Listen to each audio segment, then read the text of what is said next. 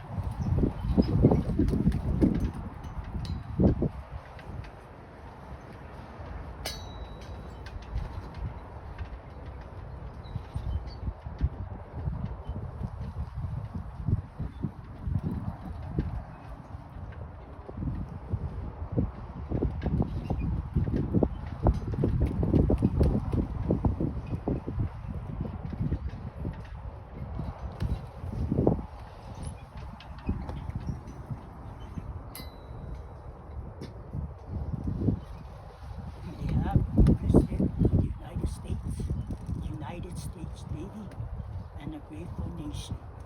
Please accept this flag as a symbol of our appreciation for your loved ones, honorable service.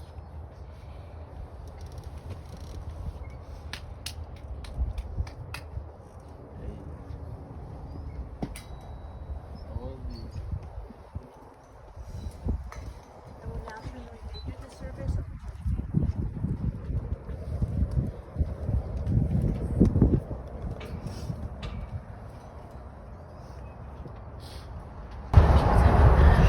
Thank you for joining me today to celebrate the life of Eddie Michael Gallegos. Eddie was born on September 27, 1946 at his grandmother's home, which is now considered the Boca Mansion, located on Central and San Felipe. Eddie lived in that house until he was 6 years old. This is where he learned his love for music as he listened to his grandma, Julia Gallegos, play the piano. He learned to fish and hunt for pigeons with his grandpa Gallegos. Back then, the Rio Grande was so full of water that people were ferried back and forth by a raft with a rope. He grew familiar with the Catholic Church while attending with his Gramita Agnes and became quite the socialite at his Grandpa Joe's bar on Mountain Road. One of the things we loved about his grandparents is that they were always dressed impeccable and they were well known in the community. He often made trips to the downtown area to shop and eat with his grandparents. He loved hanging around with his uncles and cousins on Sunday afternoons when family gathered for Sunday lunch. When Eddie was around 6 years old, his parents purchased a home in the Hoffmantown neighborhood. In 1952, this was on the east edge of Albuquerque. The neighborhood was occupied by many scientists, engineers, and doctors who worked for Sandia on Kirtland Base. Eddie had plenty of friends to interact and play with throughout his childhood. He attended Agnes Elementary and St. Mary's and Queen of Heaven Catholic schools. He also went to Monroe Junior High and Sandia High School. His father was a tool salesman and served the northern part of New Mexico, which meant he was gone most of the time. Eddie had two brothers, Reggie and Mark. Eddie's mother taught him how to cook, clean, iron, and take care of his brothers. She often sent Eddie to buy her chocolate-covered cherries and soda. She sent Eddie to dance lessons, etiquette classes, and church, where he eventually became an altar boy. He liked to go to Whataburger, attend movies, and visit his grandparents by riding the bus. Eddie also played with his friends for hours, listening to music, playing football, chess, running, and swimming. In fact, one day he and his friends were at the Albuquerque swimming pool when they decided to release a Baby Ruth candy bar in the pool. Of course, as people saw it, they started evacuating the pool. Needless to say, the lifeguard who had to clean it up was relieved to discover it was only a candy bar, yet he was not happy about the prank. The lifeguard knew who had done it because the boys were doubled over laughing as everyone was grossed out. And guess who lost their swimming privileges that week? Eddie loved to read, mainly biographies, autobiographies, and history. He would get in trouble for reading when he was supposed to be sleeping. He read under the blankets with a flashlight so he wouldn't get in trouble. One day in Eddie's early teens, his parents took Reggie and Mark out and left Eddie at home alone. Eddie called his friend Mike Cobb, who lived some distance away. Eddie decided to drive the car and go pick up Mike. While listening to music on the radio and returning home, he passed his parents on the street. Eddie waved and his parents and siblings stared back with their jaws dropped. Eddie turned to Mike and said, "I'm screwed." Long story short, Mike had to walk home. Eddie loved high school, mainly sports. He would run up to the foothills daily. He took all-state in football and wrestling and ran track. As a child, Eddie never took his intellect seriously. After he took an IQ test, the principal called in the top 3 scoring students and asked them what they wanted to do in life so he could support their dreams. One student said a physicist, the other wanted to be an astronaut. Eddie said, "I want to play football." After graduation, Eddie enrolled in college. He flunked out of his first semester because he enjoyed the social life a little too much. One day he woke up and realized he needed money for food and necessities, so he went down and signed up with the Navy. On his way to the naval base, he met his lifelong friend Woody. While in boot camp, there was a young man who had stuttered and had something similar to Tourette's. He would read his Bible and the other guys would bully him. Eddie and Woody stuck up for that guy. On the guy's birthday, he didn't want to go into town, so Eddie and Woody brought him back a Winchell's donut. Years later, Woody ran into the man from boot camp. He opened his Bible and showed Woody the Winchell's bag he had kept with him the whole time. Eddie aced boot camp because of all of his athletic training. Because of his high scores, the Navy wanted to assign him to a sonar tech, which he declined because of the hours of sitting in small spaces. He ultimately was placed into the nursing and medic program. He was assigned to the Marines and had to go back to boot camp. Eventually, Eddie ended up on the front line as Doc, a medic, when he was hit by a grenade. His unit was killed, and however, recovery units heard him moaning. They took him to triage where a priest gave him his last rites. The police did not believe he would make it. After surviving the grenade explosion, Eddie underwent surgery where the doctor was amazed by his unusually thick ribs, comparing them to rebar. He credited Eddie's athletic use for strengthening his bones, which may have saved his life. Due to extensive brain and internal injuries, Eddie spent a year recovering in San Diego Hospital. During his stay, his family went to see him, as well as Mike Cobb and Billy Powell, at his education and history degree. Eddie taught history at Norte High School. He then decided to attend law school. Eddie was the envy of his fellow students, as he did not take notes in law school, but he passed the bar on his first try. Eddie worked for Jeff Bingman at the Attorney General's office. He was a key player in the mediations with the state prison inmates to resolve the prison riots in the early 1980s. He was also a strong government attorney. He worked for the city of Albuquerque Police Department, the city of Rancho, and Sandoval County. In Eddie's time as an attorney, he wrote many case laws which are published in the New Mexico law books. In late 1990s, Eddie decided to go into private practice where he did divorce, domestic, and DWI law. After starting into private practice, Eddie's friend David Hirsch became terminally ill. Eddie moved into a tiny attached apartment to help Mary Choa walk David through the end of his life. Eddie was a nurturer at heart and a caretaker. David and Eddie both had a love for music and spent many hours playing David's vinyls. While Eddie was in private practice, he taught his sons and daughter-in-law the basics of being a legal assistant. Each became better writers as he loved the written language. One of his sayings was, "Brevity is best." He was a true inspiration and support system for me through my nursing career. He truly made me who I am today. He was proud of his son Marcello when he achieved his entrance to the Chicago Art Institute. He loved seeing his artwork and hearing about Marcello's murals, achievements, website, and adventures, both overseas and domestically. Eddie loved his son Simon and tried to assist him in all of his endeavors. The joy of his life was when his grandsons were born. He carried Nathan everywhere. Nathan logged more courtroom hours in his first year of life than most people do in a lifetime. Nathan didn't play with normal toys in his first year of life. He played with pins, yellow stickies, lids to pans, and crawled through office cabinets. Eddie read children's books to both boys constantly. He could never pass a garage, yard, or estate sale without stopping. His go-to was paper products, as the boys went through them quickly. I swear Brandon's first word was napkin. Sorry. Brandon, though, was more fortunate. He got to play with Hot Wheels cars. He very seldom went anywhere with Grandpa without a Hot Wheels car in hand. Eddie picked up the boys every day and took them to school. Even Gianni got the privilege of this, and he loved him like he was his own. They went to visit prairie dogs every morning before school as they ate their breakfast burritos. He also picked up the boys from school every day, even though we only lived a few blocks away. He never missed his grandson's soccer games, baseball games, band concerts, wrestling matches, basketball games, honor assemblies, or marching band performances. In the last days of Eddie's life, he would always ask about his grandsons. "Nathan, you were your grandpa's safe place. As long as he knew you were okay, he was okay. So well done, Nathan, and thank you." Eddie was the most generous person I've ever met. I do not recall ever seeing him walk by a needy person without giving them something, even if it was a quarter. He never left a friend without making them better.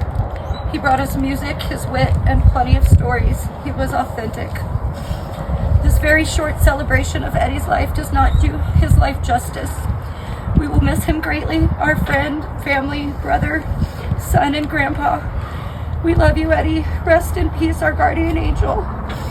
We encourage all of you who knew Eddie and each other to gather to further celebrate his life.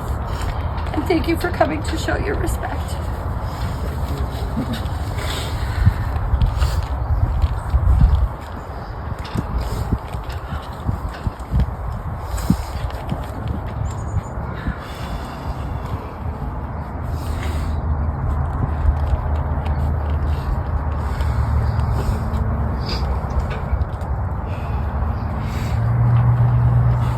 I also do want to quickly mention on the back of your programs, the VA has set up a website for Eddie, and so you're welcome to scan the QR code there and it'll take you directly to the site, and you can upload pictures and stories and anything that you would like to contribute to the page, so that would be great and we'd appreciate it. Also, if you wouldn't mind signing the guest book over here, if you have a moment you can take a look at his pictures, and we thank you all for coming.